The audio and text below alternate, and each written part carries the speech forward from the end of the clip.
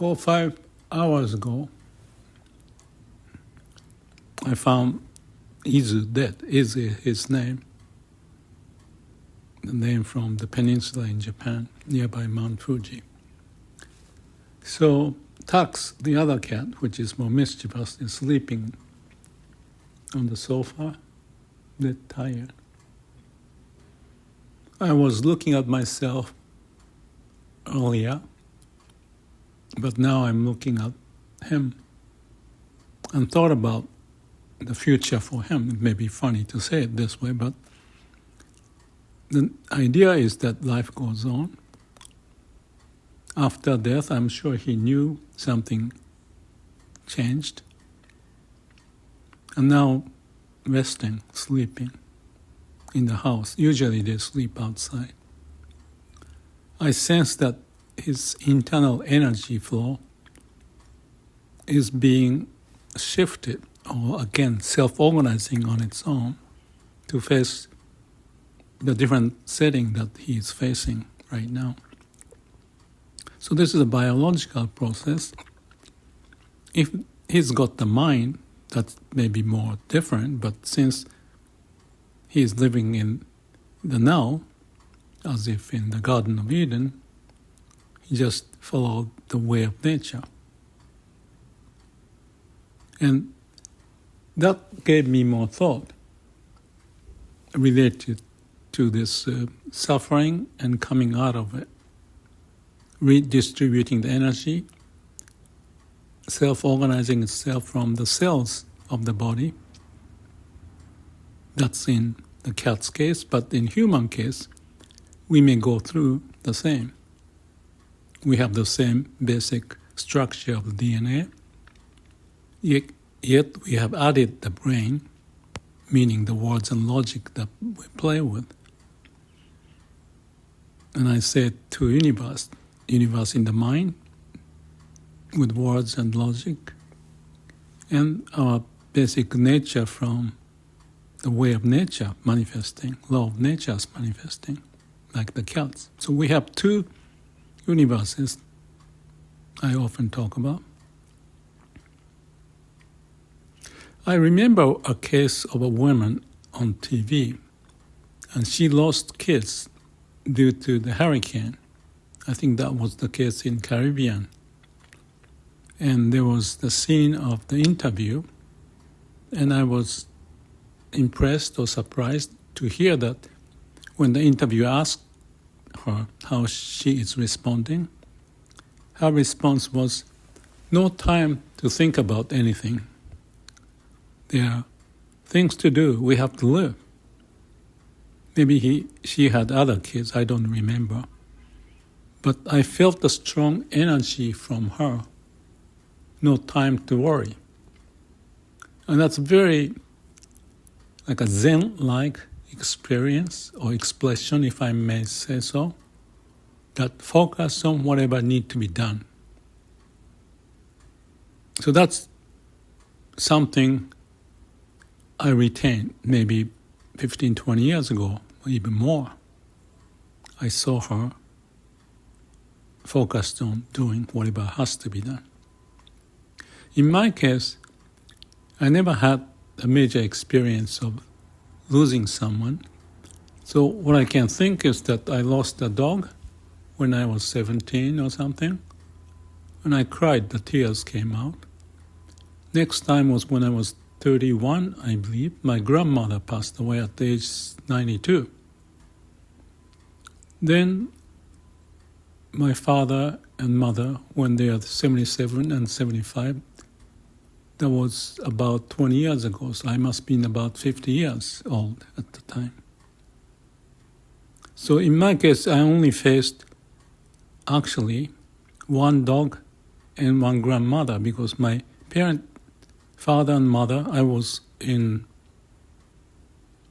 I was in Ireland and also in the US, right? So I didn't see the moment of their passing. I went to the funeral.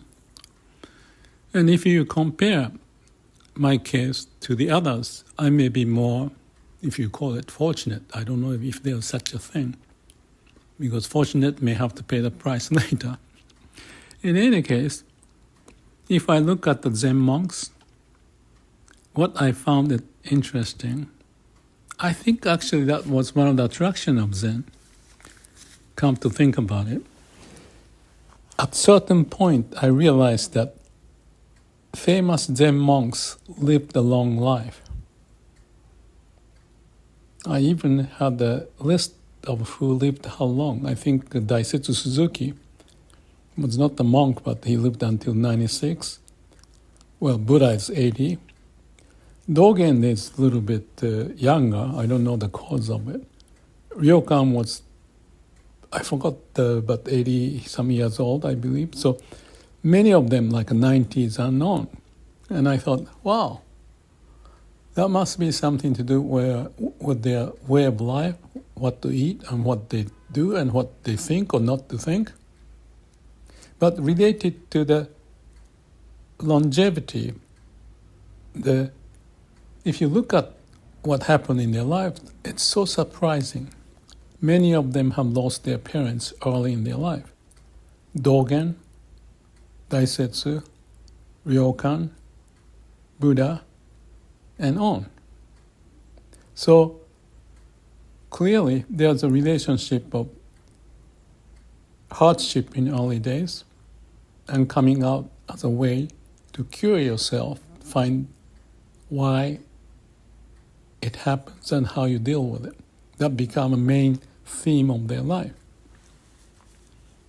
Actually, I have two more examples, not necessary to mention, but in their case, at the age 2, they lost parent, and one is the Roshi in Enkakuji in Japanese temple right now.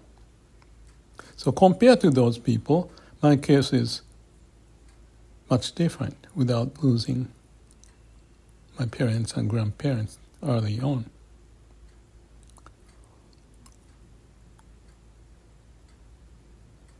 So that says something about the biological nature of how our body responds to the danger, suffering, because suffering relates to the body function, that the mind-body relationship I often talk about, they are connected. And therefore that problem has to be resolved, that become a part of their life. So in my case, I had awakening, but without early day loss of my parents. I'm an oddball. What I say is that the healing takes time, and many famous people may have gone through so much difficulties.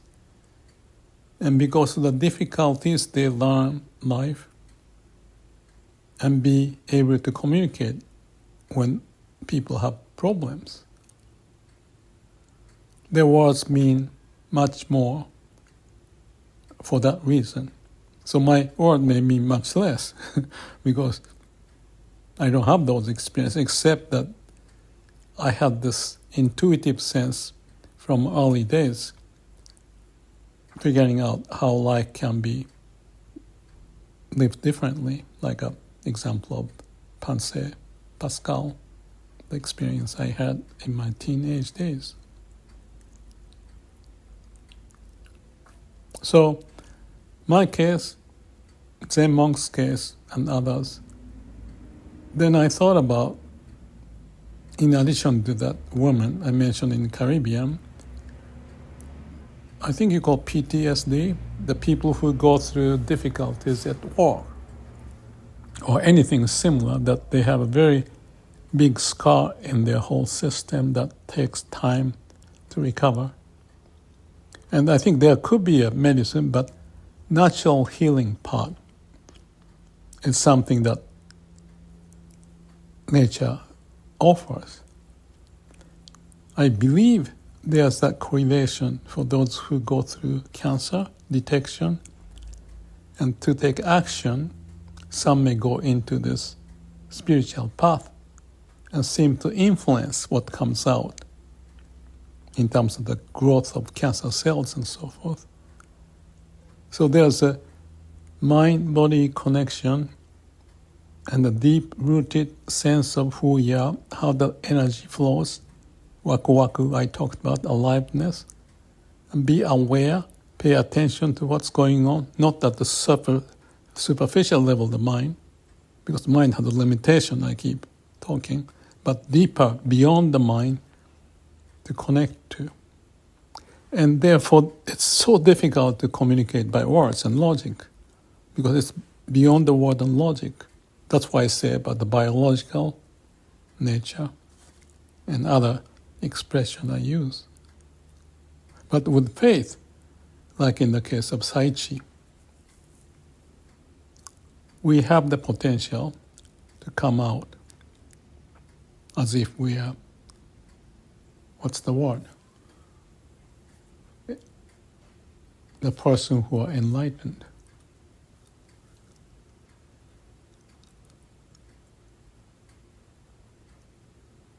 So, main point of this is the realization of nature's way, universe way, of how the miracle happens as much as we are the miracle of being alive here, the connection to that as much as this cat sleeping without knowing, perhaps have the energy flowing in a different function so that he will find a way to live the best he can. I think Eckhart Tolle talked about cat is like a Zen monk, or better than many of the Zen monks, because they are connected to the root in their appearance, the way to process things, and not complaining or bragging. There's something there. And the talk I did related to the Lao Tzu's quote from Tao Te Ching. Wu Wei, no action, no human action, but the action of the universe, relating to that as the core of our being. This may be out of the mind to imagine what that could be, but we have a way to imagine, in my view. We have a way to communicate if we are open to it. Then there is that sense, aliveness, even the bliss, awakening, nirvana comes out. We have to navigate our life, going through various experiences, and I'm saying that this is one of the moments that we learn from nature, from the cat sitting on the couch right next to me. Thank you. Thank you, cat. Thank you, Izu in heaven.